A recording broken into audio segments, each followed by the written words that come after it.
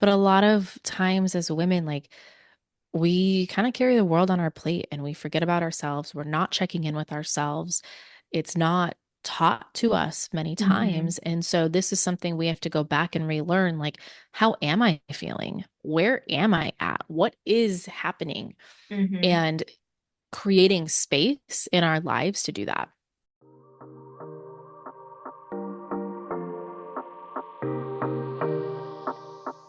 I'm Rachel, and you're listening to the Owning Your Sexual Self podcast.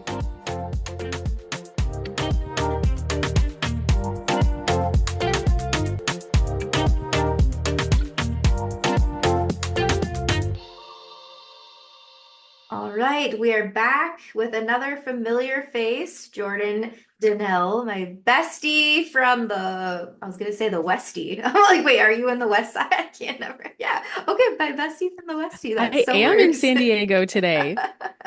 That's so funny. My sister just got a new car, so I keep joking with her. I'm like, is that my bestie in a Tessie? It's not a Tesla, but just a newsflash, but it's still funny. Um, Anyways, hello, welcome back. We are talking with Jordan, and Jordan, you've been on the show so many times, so I feel like I don't need to like formally introduce you. However, I feel like when you've came on in the past, it was like you shared your personal story around right, like egg storage and I was gonna say egg secretion, egg storage and all that, and just like what a whirlwind of a time that was for you. We've talked more so in the role of like you being a sex coach. And so I think today is different. Like the audience gets to hear from you in a different light. It's like more medical, Jordan.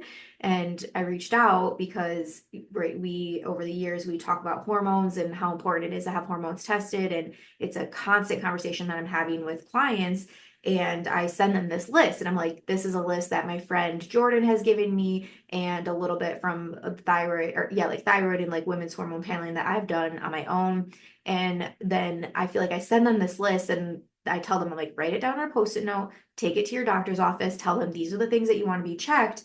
But then I'm like, that's it. That's where it ends. Like I can't tell you why, I can't tell you what these things are, what it means when you get your results back, which we probably can't go into like what meaning deeply is on results. Like definitely talk with your doctor around that. But I'm like, we need a podcast to where I can send them the list, listen to this podcast, and then they know, right? Because education is such an important part of this and hormones testing and all that. Absolutely. And when you go to your provider and you're requesting test results, it will be a lot easier when you can say, this is why I want it tested, Mm-hmm. Mm-hmm. rather than, well, I saw this online. Somebody told me. When you come informed and um, having that support, it really helps you advocate for yourself. Mm-hmm. And you were such a huge part of that on my journey. You know, I remember, gosh, this was in 2021, right? Like I got off birth control, and like things in my body started changing. I started noticing different things, and being able to come to you again as a friend, as a colleague, as somebody that I trust in my life. You were so helpful for me. And I'll never forget going into my doctor's office and saying, hey, I want to have my hormones tested. And I'm like, I want you to do like a women's health panel on me, right? And I feel like I was still so naive even back then, but my doctor literally was like, what does that include? What does that involve? And I'm like, okay, so that to me was like, okay, I need to be better informed. Because at that time I was like, well, I know a few things, but I know there's so much more, and that's actually why I ended up going through Everlywell, which is a company that you can go, you can get the at-home testing. I know we both had personal experiences with that, but that it was just, it made it so easy, right? Like they had their women's hormone panel already set. I did the blood, I did the spit, sent it in, boom, I have my results. So we can get into that maybe a little bit more, but Shameless again, plug for Everlywell. yes, yes, I've shameless. used them for my STI testing primarily myself. Mm-hmm. Yeah, I think I did the thyroid panel and the women's health panel through them. And more recently, even Danny, my husband, they have a men's health panel too, that people Have can you do. done So, the food allergies with them too? Because I feel like I know oh, some that people was have the done that one. too. Yeah, Hmm. yeah, yeah. Actually, I don't think it was the thyroid one. I think it was the food sensitivity one that they offer. You're right. See, you just know me so well. Okay, so let's jump into this. We have the list, we have, right, and we're gonna go through them one by one. Um should I share the list just in general? So if people wanted, if they're listening right in the beginning, they can just jot this down real quick. These are the things that we're going to talk about. Sure, I think that sounds Yeah. great. Yeah. And then we can kind of go into this is why, this is Yeah. what it is. And with the list, I'll just preface it with this that not all of these are needed for everyone. So Mhm. we're going to talk more specifically about kind of when that testing is done, what that's looking for, um, so that you can have a little bit better understanding. So just because we mention certain things, it doesn't mean that it's actually appropriate for you. And Mhm. again, Rachel said this, but talking to your provider. Obviously, we advocate a lot for ourselves in healthcare and we work with our clients a lot on advocating for ourselves. So this is really helping you advocate for yourself. And sometimes your provider may not know the rationale or know how to interpret some of these tests. Um, so they may not be able to guide you in the right direction with that. Mhm. But at the same time, talk with them about what is appropriate for you too. Mhm. And keep asking. I think that's another important part there. It's like keep pushing. Or I've had several conversations with my doctor, right, on my own, going through my thyroid stuff and trying to get that figured out, trying to get a diagnosis, trying to figure out what if medication is right for me, all of that. And it's like it was many visits, many conversations with him around like this is what's going on, like and pushing, right? I need answers. I need you to understand me. It's not just about weight gain. I'm not just a woman here that's like, I want to lose weight, it was so much more than that for me. And that just reminds me, right? Like women that are going to see doctors that are experiencing low desire. What are the answers that they're getting? Is it just have a glass of wine, get more relaxed, right? Things like that. And it's like, no, they're things like this, our conversation today, hormones can be such a part of perhaps why somebody is experiencing low desire, right? And the changes that our Absolutely. body naturally goes through. Yeah. So yeah, let's So give them the list. yeah, you could tell I'm close to ovulation because I feel fired up today talking My about period's this. about to start. And so I definitely started spiking energy yesterday. And I'm like, my period's coming within the next 3 days. So I love how in Yes. tune we are with our bodies. Yes. Same. Okay, so the list, and this is a list generally that I send to people, and then as Jordan said, we're not going to dive deep into all of these. We might touch on some of them and then go into a little bit more depth on a few. So I have TPOAB. We have cortisol, which if you're having your cortisol tested, you need to have it tested morning, noon, and night. Cortisol is something that changes throughout the day from my knowledge. So to just have it pulled once, and that's why I liked the Everlywell testing because it gave you, I had to do it was a blood or saliva, I don't remember, but I had to test 3 times in a day. So that it showed more accurately like when it was changing, when it was spiking, dropping, etc. So that's your cortisol. All right, then you have DHEAS. Yep, estradiol, FSH, free T3, free T4, LH, progesterone, testosterone, TSH, AMH, and prolactin are the those last two. Jordan's like, ooh, we need to add these. So I have my little notes here. So Yes.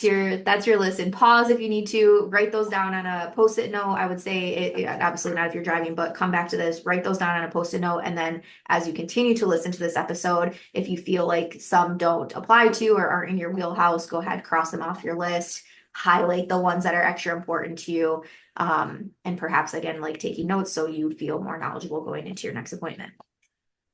Yes. I love that. There was something you said at the beginning that I wanted to circle back to, but I totally forgot about what that was now. So let's just jump right into them. Okay. Okay, which one do you want to start? Because when you were rattling Ooh. them off, I feel like you have a list in your head of like, okay, it's this. So, Yeah. So I think we should kind of start with like reasons why we should do the testing, mhm, because I think that's where a lot of confusion is that often our complaints as women are dismissed. And low desire is a common one, depression or even mood stability.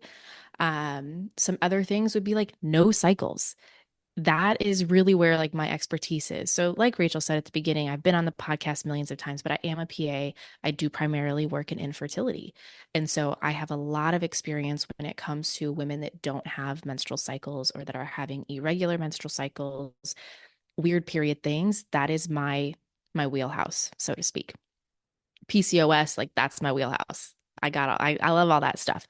So, I think we should start with AMH and FSH Mhm. because those are really kind of a key for understanding our menstrual cycle. So we're going to start with the FSH, follicle stimulating hormone, and give you a little bit of background about this hormone. FSH is what is rising in our follicular phase that is being produced from the pituitary that sends a signal to our gonads, our ovaries, that says, hey, produce a follicle. And the higher that number is, the harder the body is working to produce a follicle. Mhm. And so that is part of our menstrual cycle. That's the first part in leading to ovulation. So, FSH, follicle stimulating hormone, in my office, we like to see that less than 10. When it's greater than 10, that signifies that the body is working hard to produce a follicle, like I said. And then eventually, at a certain point, you're going to be closer to like 30s, 40s, 50s, and even into the hundreds. Generally, you're going to see that more in menopausal states. And so that number will rise over time. And once you hit menopause, which is 1 year without a menstrual cycle, and your FSH being like greater than about 30 or 40. Okay, and so somebody that is researching like, am I in perimenopause? That could be an indicator for them. Yes. Okay, Yep. helpful. Yeah. And the other component of this is that FSH does vary throughout your menstrual cycle. So it's not going to be constant. It's going to ebb and flow based on what's happening in your body. And it does spike right before ovulation as well. But a true FSH is going to be right around cycle day 3. Our office, the office that I work for, we don't require doing it at cycle day 3. If it's high anywhere else, it's basically going to be high there. Sometimes, if a patient is ovulating and it's really high, I'll repeat it closer to cycle day 3 just to confirm. And sometimes it comes back normal. Sometimes it still stays elevated. So, does vary throughout the menstrual cycle with that one. And just for people, if they haven't listened to the back, when you say cycle day 3, at what phase, can you just tell us what that means? Yes. So cycle day 3 is going to be your third day of full flow. So cycle day Mhm. 1 is first day of full flow. And so then day 3 would be your third day after your menstrual cycles start. Mhm. So somebody, if you were in menstruation, it's still okay to have hormone testing or blood samples done if you are in menstrual phase, if you are bleeding. Yes. So most places are going Okay. to want to do them right around like day 3, 4, 5. That's going to be most optimal, but you don't have to do that. Okay. But technically, is going to probably be most optimal. Interesting. I did not know that because generally when I do mine, right, like my office has blood drawn these days, and I never realized like it would be more helpful to line it up with where I'm at in the cycle. Hmm. Well, in each of these labs that we're going to talk about today are different at different points. Mm. And so, we're going to get into progesterone, but the time that you check that is cycle day 21 if you have a 28-day cycle. So, again, like it varies. And Hmm. that it's not necessarily going to be one day where you go in to do all of your testing either. Interesting. Okay. So this, yeah, it might be a multi-visit again if you're someone that is wanting to really like take this avocation seriously, I would say. Yeah. And it depends again on like what your goals are, what we're looking for. So Mm. there's so much more to it than it's not just cut and dry this or this. It's pretty gray, I guess you could say. Yeah. Yeah. So Okay, so then, FSH is helpful if, right, somebody is sort of seeking out, am I starting menopause? Am I in menopause? Anything else where, right, like relatable, somebody would want to have the FSH check specifically. so FSH specifically, and this is where we'll get into our AMH as well, is with like Mm. low ovarian function or primary ovarian insufficiency. Okay. also known as diminished ovarian reserve. So FSH will rise at a younger age if we are experiencing that.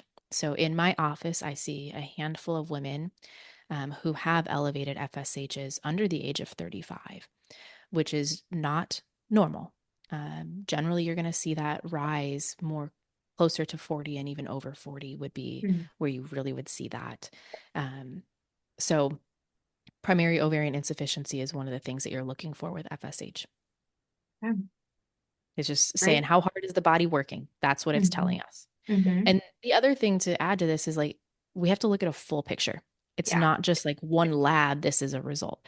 It's a complete picture of everything that gives you the information. Hmm. Hmm. Okay. All right. Next on the list, So, which one we go into next? yes, we're going to go to the AMH because I think that's very similarly correlated. The AMH is called the anti-Müllerian hormone, and this looks at your ovarian reserve and ultimately how many follicles you have remaining, how many eggs you have left. And so this number, ideally, you like to see it greater than one. Oftentimes, if it's greater than six, it can be consistent with PCOS, which we're going to talk more about here a little bit too. But AMH is just looking at how many eggs do you have remaining. So, interesting fact, and we probably have talked about this before, but as women, we are born with the number of eggs that we have for our entire lifetime. And in utero, around about 6 months, we have about 3 million eggs. By the time we are born, we're down to about a million. And by the time we start menstruating, we're down to about 300,000. And each month, we are losing eggs. Whether or not you're on birth control does not prevent you from losing eggs. Some people are like, well, I spent 15 years on birth control. I wasn't ovulating. Your eggs are still diminishing. Mhm.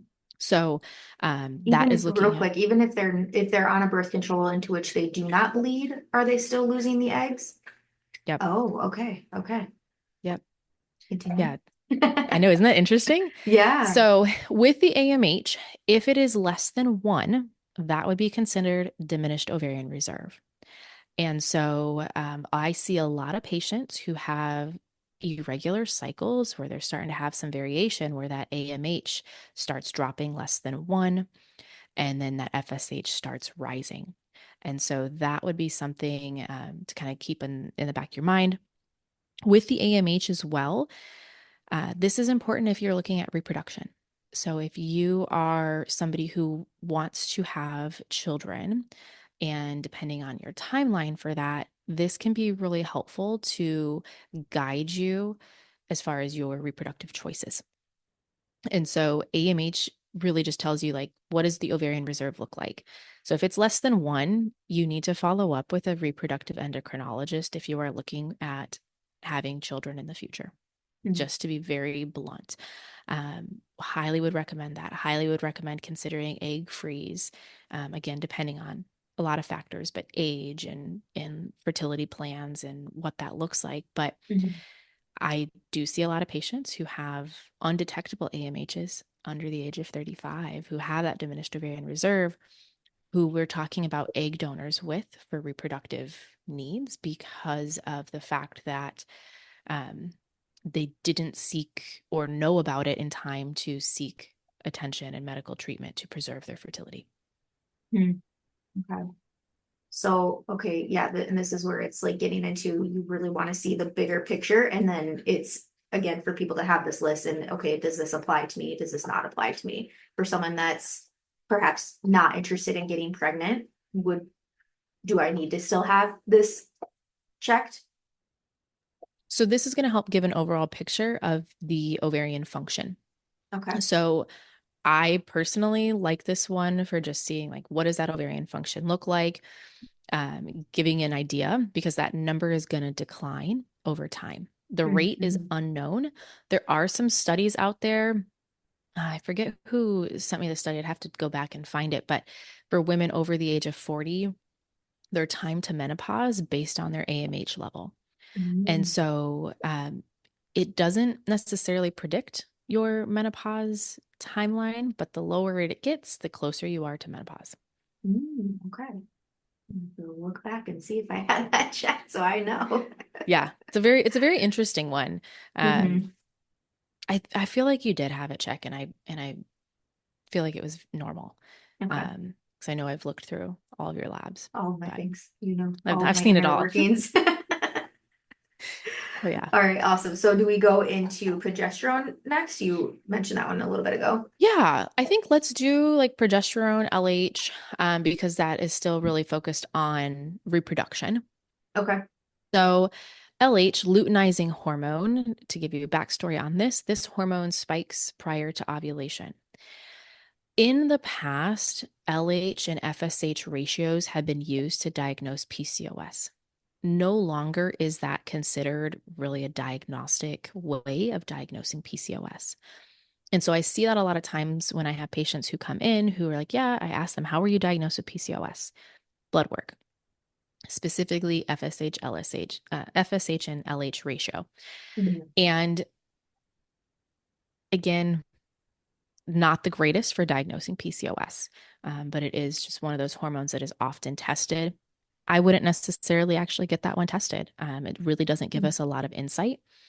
And I personally, we don't test it on our patients. I don't see a lot of added value in that one. Okay. All But right. again, depends on who you're seeing and what you're seeing them for. And if you're really looking at cycle optimization and working with like a functional medicine doctor, that may be really important to see, you know, what does that LH do? Do you have low levels of LH all of the time?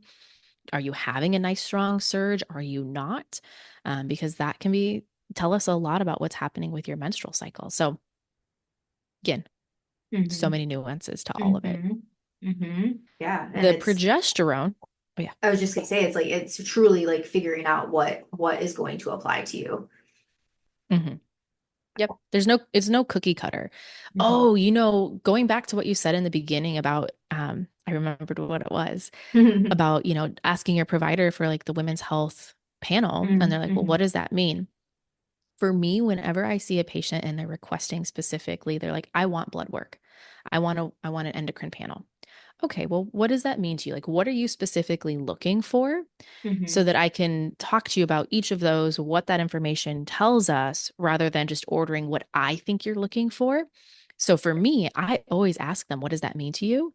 So that Hmm. I can understand where they're coming from, and maybe there's some additional things that I think we should add given Hmm. what they're coming to me for. Yeah, which is a great medical response to have from a doctor, a physician, right? Like that, yeah, that also very therapeutic of you to ask it then that way. What does that mean to you, right? Like, but again, yeah, you're actually showing the interest in like I want to advocate, I want to be here for you, I want to give you the support and guidance that you're seeking. Versus, and that makes sense too. Now, just in this short amount that we've been talking too, of like what, right? Like you said, it's not a cookie cutter. It doesn't make sense to have like this is the women's health hormone panel, because Mhm. people, yeah, people do have different goals. Yeah. So progesterone.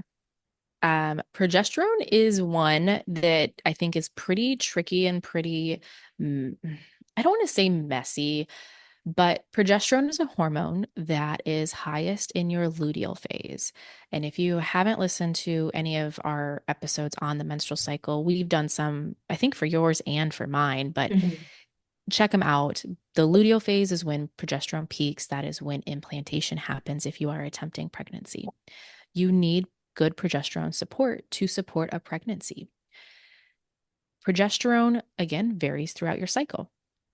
If you have a 28-day cycle, typically you're going to check your progesterone on cycle day 21.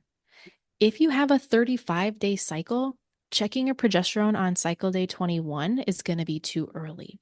Mhm. So typically, a good progesterone check is about 7 days after ovulation to ensure that you have ample progesterone support in that luteal phase.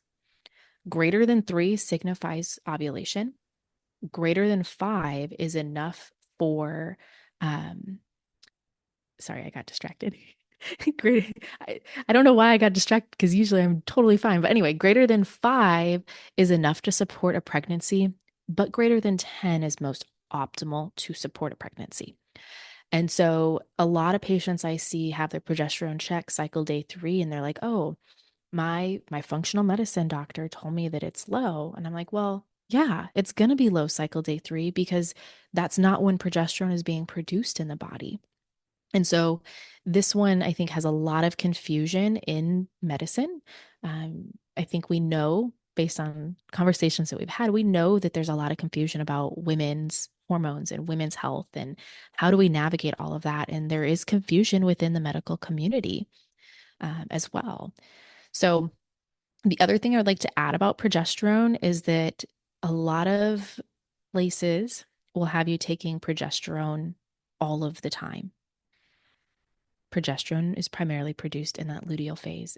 That's really when you would take it for attempting pregnancy.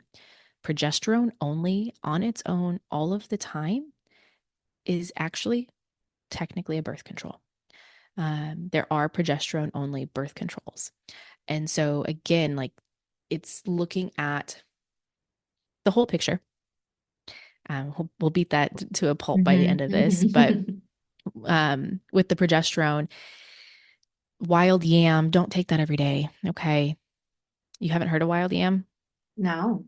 I'm surprised. It's a cream that is supposed to be a natural progesterone. And I have a lot of patients that are attempting pregnancy that are taking it all month. And I'm like, well, you can't. You can't do that. You don't want to do that. If you're going to take that, only take that after you have confirmed ovulation. Again, this episode is not medical advice, so please talk to your doctor. But if you're going to do it, that's what I would do is only take it after ovulation. Hmm. Yeah.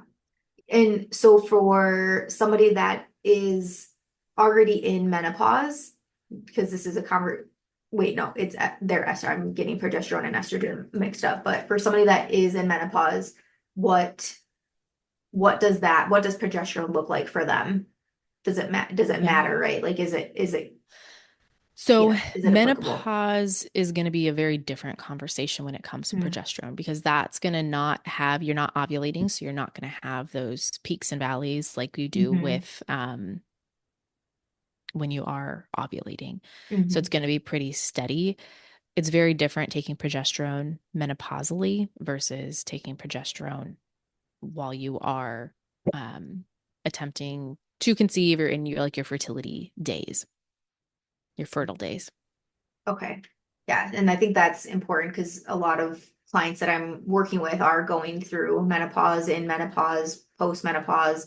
And so again, yeah, this is like listening to this and figuring out what's going to apply to you. And so I'm glad I asked that. Like, Yeah. yeah, and then moving forward, I think so far we did a good job with that, right? If somebody's in menopause, they're likely not planning pregnancy or wanting, to have pregnancy happen. So, Yeah. yeah. And hormone management is very different for somebody menopausal. Hmm. And um, Dr. Lowe would be a really wonderful resource for especially people who are more like perimenopause, menopausal with hormones.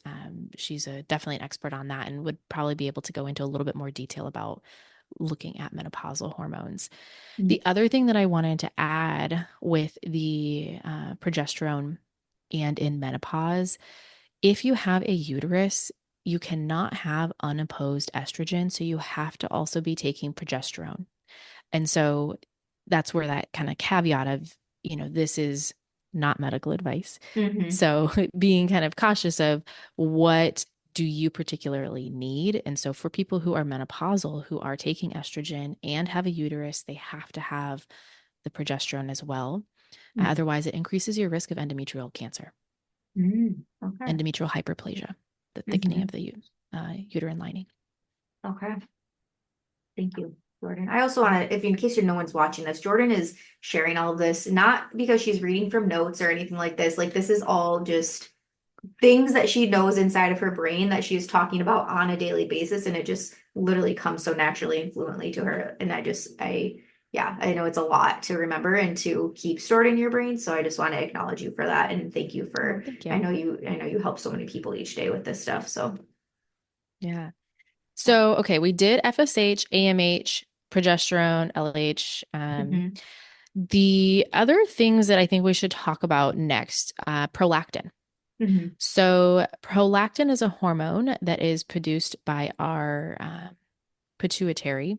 And I think earlier when I said FSH, that's produced by not the pituitary. I got that one wrong. Um, hypothalamus. There we go. Ah, okay. FSH is produced by the hypothalamus. So I correct that error. Correct. Prolactin is produced by the pituitary. And prolactin is a hormone. A lot of times it is produced when we are breastfeeding that signals to the body, hey, we're breastfeeding, so we don't need to ovulate. And so when this level is elevated, it does have an impact as far as ovulations and can be a reason why people are having irregular cycles or no cycles. And Mm, so that can give us another insight as far as what's going on here. And that can be a really helpful tool. When this is elevated, I see a lot of patients for it being elevated mm, because primary care doesn't know what to do with this. It's kind hmm of one of those other weird ones. Like, what do we do with this? You're not breastfeeding, but you're elevated prolactin. It does have an impact as far as bone health. mm. And so it's not one that I would ignore if it is abnormal. Okay. Okay. And so somebody that is post-pregnancy, pregnant, right, this is going to look very different, or even menopausal, like this is going to Correct. look very different versus somebody that is not any of those things. Yeah, exactly. So yeah, if you're breastfeeding, you expect it to be high. You're pregnant, it's probably going to be elevated as well. Hmm So these are not ones that you would even test during that time, but hmm this is really for that lady that doesn't have a cycle or who has highly irregular cycles, where you're like, what's going on with my body? hmm This could potentially be the reason. Not always is that the case, but it can contribute. It's hmm also an easy look when we're looking at reasons for infertility. hmm And is there a ideal time of when to have that one tested? Um, so this one is actually best going to be fasting. Mm, So in the morning, fasting, that's about it. okay. Nothing as far as cycle day. Okay. Cool. Yeah. Thank you. Yeah. So, okay, the next one, TSH. Hmm I think we hmm should do the thyroid panel, TSH, TPO, T3, hmm T4. So, TSH, thyroid stimulating hormone. This one is looking at, and I think you can talk a little bit about this one too, but this is looking at your thyroid and um, in particular, the TPO, the hmm thyroid peroxidase, thyroid, yeah, something like that, That's antibody. the antibody. Yeah. Mhm. That one is really looking for Hashimoto's or an autoimmune source of thyroid abnormalities. And so the TSH with the T3, T4 can be very tricky because there's this optimization, and then there is this other place of um, within normal, like depending on who you go see to evaluate your thyroid, they're going to say, oh, this is totally normal. hmm But you may not be optimized and you may not feel your best.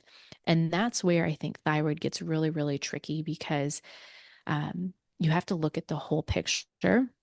But your thyroid, when you are not producing enough thyroid, not producing enough TSH, what that can lead to is an elevated number. And a lot of times that's going to be weight gain, um, depression, anxiety type feelings. Um, you could also have like skin dryness, just dry skin, hair thinning, things like that. When you hmm have an overactive thyroid or where your TSH is on the lower side, it's the exact opposite. So you might have palpitations, you might have increased weight loss, um, things like that. hmm So sometimes these are really subclinical where you have normal numbers, but you still don't feel the best. This can also have an impact as far as desire um, and libido, sex drive, all of that. So it plays into a lot of different things, and optimizing that one really involves looking at like your T3, T4. But again, functional medicine is probably going to be one of the best places for that. hmm Most primary care doctors are not looking at your T3, T4 specifically. hmm Yeah, and those were actually because I did the Everly Well, that's where I knew like to have those added in. And when I did originally, like I brought up thyroid things to my doctor. He's like, okay, he tested me for very few. And that's where I go in with my post-it note. And still to this day, it's like, oh, we have you down for this, this, and this. He wants your thyroid panel checked. I'm like, okay, please add this, this, this. Like I add like literally six to 10 more based on what I'm doing, that day or what I'm looking into that day. Um, which yeah, and I feel very fortunate with my doctor. I can add 100 if I wanted to, and it's still like it's still covered. It's like it's the blood draw is the blood draw. So it's literally just a click of a button in the system for them to say check this marker as well. That's so nice. Hmm. That they're willing to do that because a lot of places are not like that. A Mm, lot of times you will need an order from a provider in order to get those result or whatever labs you're wanting. And yeah, so not always will they give you everything that you're wanting either. that's But yeah, funny. that's a tricky one. Thyroid's tricky. I was just gonna say, I feel now I'm like probably the annoying patient of his that he's like, just whatever she wants, give her what she wants. Yeah, not necessarily though. Like um the challenge is as providers when we order things that we don't know what to do with and it comes back Mm, abnormal, now what? And yeah. so that's why a lot of times providers are hesitant to add some of these things that again, if we don't know what to do with it, we should not be ordering it. Mm-hmm. Because then what do we do if it comes back abnormal? I don't know what to do with it. And then how am I going to treat you? How am I going to address you? And Hmm. so that can be a huge challenge. And that's really our like rule of thumb in medicine. If you don't know what to do with it, don't order it. Mm. And that makes so much sense because disclosing like my thyroid issues had to do with my antibodies, as like overproducing. And when I went back for after I got on thyroid medication, when I went back to have the blood work done, the antibody tester wasn't even on the order that he put in. And I think in my doctor's mindset, like and I'll use air quotes, I'm worrying about something that I shouldn't be worrying about. And so I think by him not testing it, but I'm like, that's the whole reason I'm here. That's the whole reason I'm on medication in the first place. So why would I not have that tested, right? Like I need to know if the medication is working. I need to know, right? Like, do I not need to be taking this medication? And I knew at that time, like I was starting to feel better, but a big part of the symptoms for me was that weight gain and depression. And that could also be correlated with other things that were going on in my life in that time, and changes that were Mhm. happening. So I was feeling like emotionally better, I would say, but I was still having the fatigue, the weight gain was still there, the joint pain was still there, right? Like the just like I want to say more so depression, but like just mood. Like I could tell differences in my mood changes. Um, Yeah. so yeah, just interesting, I think. And I've for a long time been saying like I need to get a new doctor, and this I think is a reminder. Like I want a doctor that understands like thyroid antibodies. I want a doctor that falls more into the functional medicine because like you, right? Mhm. I'm more about preventative health and not, you know, reactive health, let's say. Yeah. And I also think we should point out like functional medicine is generally cash pay. Um, and it is also a component of healthism, right? And that Hmm. it's not accessible for everyone. Unfortunately, like that is kind of what our medical society has, our insurances and everything has kind of created this Hmm. siloed where it's not accessible for everybody, unfortunately. And I would also just like to acknowledge that. Um, but hopefully, like through this information, through this podcast and other resources, you're able to ask for what you want or try and find a provider that better fits what your needs are, Hmm. um, too. The other thing I wanted to point out about the TPO, typically you don't necessarily check that repetitively. And Hmm. so usually like what that's saying is that it's an autoimmune um, production of the antibody.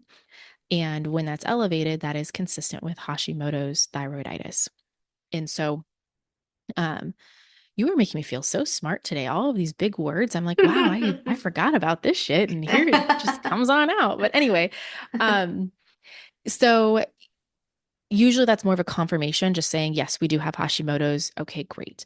Um, the medication isn't going to help with the TPO antibodies. What the medication is really helping is your T3, T4, your TSH. But if your inflammation in your body is reduced, that TPO is going to likely come down. And Hmm. so inflammation reduction, that's a whole other conversation, but a lot Hmm. of that has to do with like diet and our lifestyle and the Hmm. things that we're exposed to and environmental shit, like the where air that we drink, the air that we breathe, the water that we drink, all of that really is part of that inflammation in our body. The food that we eat, the dairy, the gluten, the soy, those things. Hmm. Like we could really go down a rabbit hole with that. Dr. Lowe, I will save that for Dr. Lowe and I will connect you with Dr. Lowe, but Yeah. she would be a fabulous resource again for talking about inflammation reduction in the body. Hmm. Yeah, definitely. And I'd like to put that in the show notes too. So if people listening that are wanting to get in contact with her or I'm assuming she is on social, like follow her and her things. Cool. Absolutely.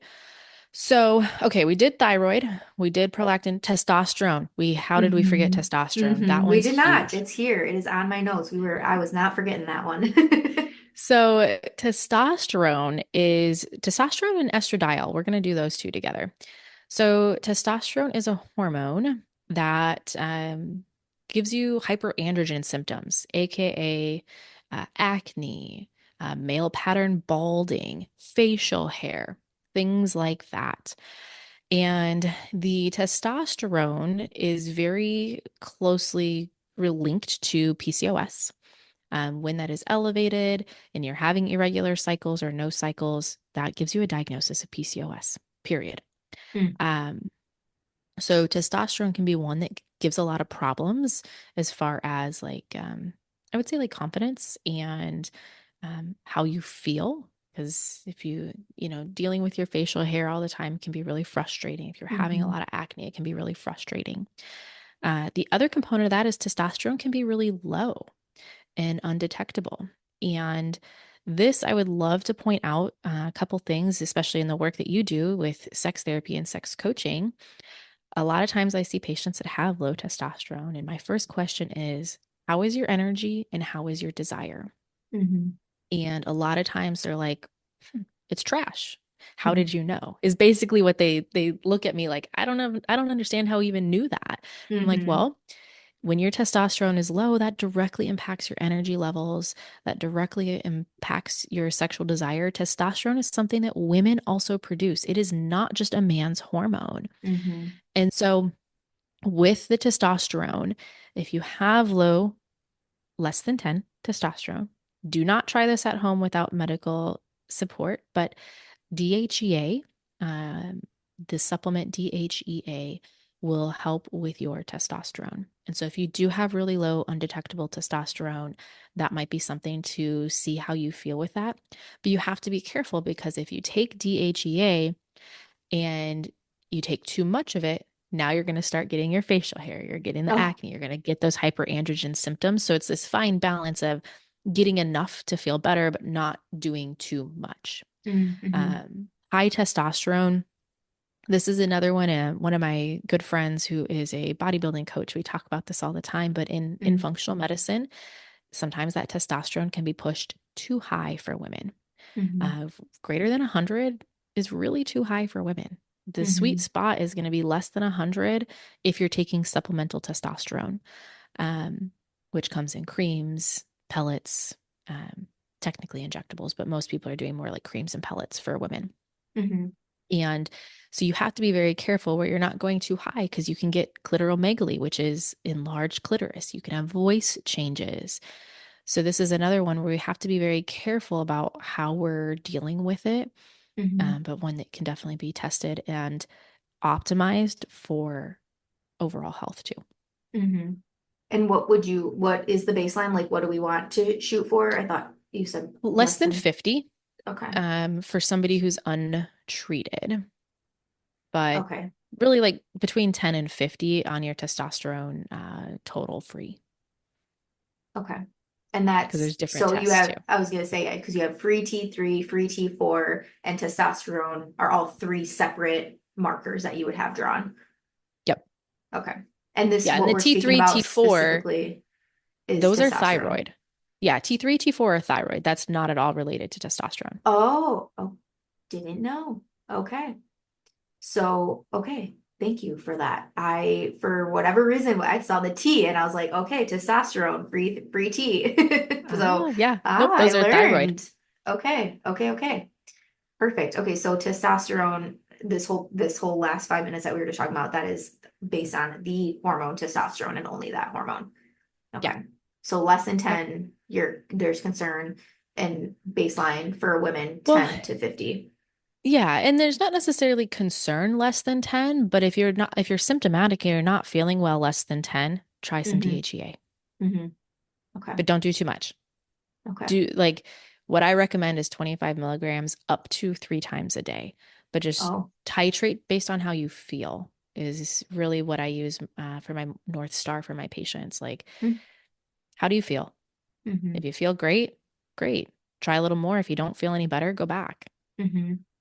And if I can take a moment to kind of plug this in too, of like whether you're doing hormone testing or not, like truly take a moment in your day, a couple times a day, to check in and see how you're feeling. Because I think I just recently started a new type of therapy, and I was going through the questionnaire, and it's asked me, right, all the PHQ-9, the GAD, like all the questionnaires, and I'm like, okay, in the past 2 weeks, like how have these actually applied? In the past 30 days, have these actually applied? And I'm more, and I'm that type A person, so I like take those things very seriously and want to answer them correctly, but and often probably overthink them. But again, that just reminded me of like, okay, how often am I actually checking in with myself to see how I'm feeling?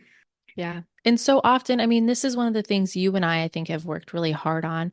But a lot of times as women, like we kind of carry the world on our plate and we forget about ourselves. We're not checking in with ourselves. It's not taught to us many Mm-hmm. times. And so this is something we have to go back and relearn. Like, how am I feeling? Where am I at? What is happening? Mm-hmm. And creating space in our lives to do that. Yeah. Yeah. And it's hard. It is hard to come up with a right like a regimen, a routine into which you are checking in and you are doing all of the self-care things, right, that people recommend. It to me it sometimes feels like a part-time job. Like, okay, I've done It my journaling, is. I've done my meditating, I'm drinking my water, I'm getting the sleep, I'm doing all the things. I'm like, shit, man, like Yep. I could spend 2 hours a morning on just checking all my boxes. Um, my morning routine could easily be 4 hours, Yeah. easily in a heartbeat. And it's like, so when am I supposed to, like, go to work and Work. do a Yeah. job? Like, I don't know. Yeah. I'm not. That's reality. I'm not. Yeah, we're not meant to do those But things. yeah, the other one, just to touch base as far as estradiol. So this is also one that is part of your menstrual cycle. And estrogen is going to vary throughout your menstrual cycle as well. It peaks around ovulation and then it peaks again in your luteal phase. The biggest thing about this is like estradiol really doesn't mean a whole lot. Mhm. But if it's low, then, and oh, I'm going to remind me to tell you about birth control in just a second. But if it's low, can also have some impacts as far as low desire. So if it's undetectable as well, or on that lower side, it can also have some impacts there. And estrogen support is very common now, especially when we're perimenopause, menopausal. Mhm. Highly recommending looking into that for optimal health and Mhm. optimal, um, just like quality of life, right? Like Mhm. just to feel good. The other thing is estrogen is really important for cardiovascular health, brain health, and bone health. And so it's definitely one to kind of just be aware of, but it does vary throughout your cycle. Too low doesn't mean anything, too high doesn't mean anything. Ask questions to your provider. Mhm. And if we have a moment, because I think estrogen, a lot of my clients are on estrogen, and I remember at the retreat we had conversations around bioidenticals versus not. Could you just touch on that? Like what does a bioidentical mean? And then what is the other option if you're not doing a bioidentical? Yeah. So you have estrase, which is going to be like your pharmaceutical made estrogen. Bioidentical is going to be similar to like your natural production of hormone. Those are generally going to come from your compounding pharmacies. Those are going to be more expensive, less readily accessible. Mhm. But yeah, as far as like bioidentical versus, just estrogen pills, patches, it really depends on what works best for you. Hmm. Um, I don't know that there's necessarily any specifics. If I was to do it, I would do bioidentical because I like more natural stuff, but Hmm. does it necessarily matter? I don't know. Yeah. And so, yeah, neither are wrong per se. Like, do what is affordable and again, best for you. Yeah. Yeah. Okay. I think that covers everything. We wanted to maybe lightly touch on cortisol or DHEAS or Yeah. So let's touch on those. I don't know if you've had her on your podcast, but I did a whole episode on cortisol. mm, With I want to say it was like Christine. I'd have to double check and I can send you the podcast, but hmm cortisol is a very interesting one. I'm not very familiar with testing it. I have had some testing myself, hmm but I don't do testing for patients, so I'm not super familiar with it. But um, best done saliva or urine. mm, So you can do it through urine with like a Dutch test, but it does change throughout the day. So it's going to hmm peak in the morning. Um, a lot of things, stress really has an impact as far as your cortisol levels. hmm Um, and so this is kind of an interesting one. A lot of times it's going to be more of your functional medicine. I don't know that many traditional like family practice providers are familiar with it. hmm In my office, we do order it sometimes when we have extremely high testosterone and some other things that there is concern for maybe an adrenal cancer mm, or some sort of tumor producing that, an exogenous production of the cortisol. But other than that, that's all I'm really testing it for. Um, hmm so yeah, that's kind of an interesting one. Um, Go check out that podcast or have Christine on your podcast if you haven't had her yet to talk about cortisol, because that was a really good conversation actually. Yeah. And Jordan is the host of the Vaginas, Vulvas, and Vibrators podcast. And she's like me, have been podcasting for many, many years. So definitely check out her podcast. She has a lot of good episodes on there. Yeah. You put out weekly-ish episodes, sometimes more at one point. So it's yeah, there's a definitely a uh, uh, diversity of episodes to check out on your Yeah. podcast. Yeah. The other one just of mention is DHEAS or Mhm. DHEA sulfate. This again is one where like sometimes if your testosterone is not elevated, your DHEAS might still be elevated and it's a precursor ultimately to your thyroid or to your testosterone. Mhm. And so not commonly tested for Mhm. unless we're really looking for more like exogenous forms of testosterone, or if we are concerned about PCOS and testosterone is normal. But for the most part, that's actually not one that I test very often either. Mhm. But it is something just to be aware of that some providers do look at for more of like the PCOS standpoint. Mhm. Awesome. And I Yeah. did want to plug for people that are in Michigan. I know I have a lot of local people that listen to the show. The clinician doctor that I recommend for people to go to is Dr. Jody Robinson. She works out of Dearborn OBGYN. She is a gynecologist, I think, by trade, but also does holistic medicine, functional medicine, like very forward thinking, if you will, and very well versed in hormone testing and things like that. So if somebody's listening to this, like, where do I go? Who do I seek out? Like, who's going to hear me? Jody Robinson is who I would recommend for people to go to. I love that. I love that. For those of you that are not local to Michigan, um, going back to Dr. Lowe, I have not Mhm. worked with Dr. Lowe, but Dr. Lowe does do like nationwide, I believe. And so that would be another really great like resource. She is going to be cash pay, I believe. She's a Mhm. naturopathic doctor, so not an MD, not a DO, but a naturopathic doctor. Okay. Yeah, we'll definitely link her in the notes for people. Yeah. Yeah, she's a great resource. So, what else was on the list? Did we cover everything? I think, yeah, I was just looking it over. Yeah. I think that was everything.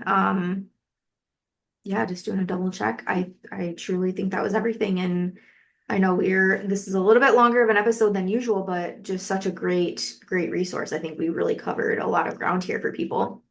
We did a lot of information. This is probably one that you're gonna have to like listen to in bite-sized pieces because Hmm. it's pretty sciencey, pretty in depth. Yeah.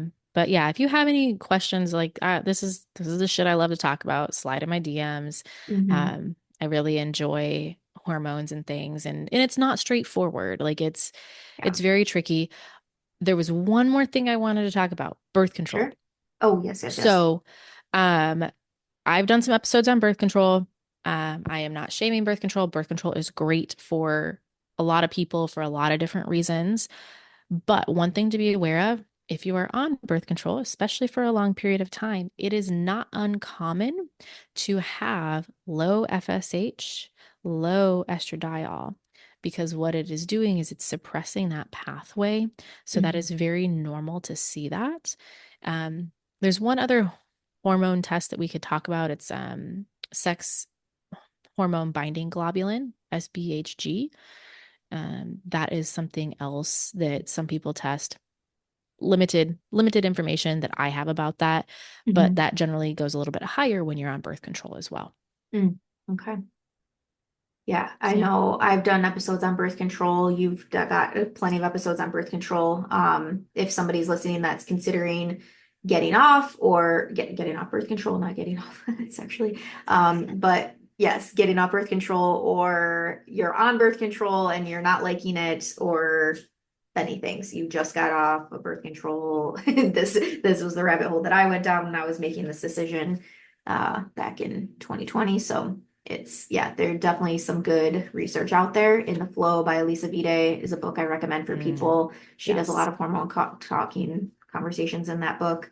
I feel like there was another one, another hormone book that I give people that I I had mean, her not. woman code was really good too. Yeah, I think In the Flow is was one of my favorites for me understanding more of too. just about the menstrual cycle. Even though I work in the menstrual cycle, Hmm. that really helps me understand for like more holistically about the menstrual cycle. Hmm. So if you're curious about your menstrual cycle, wonderful resource there as well.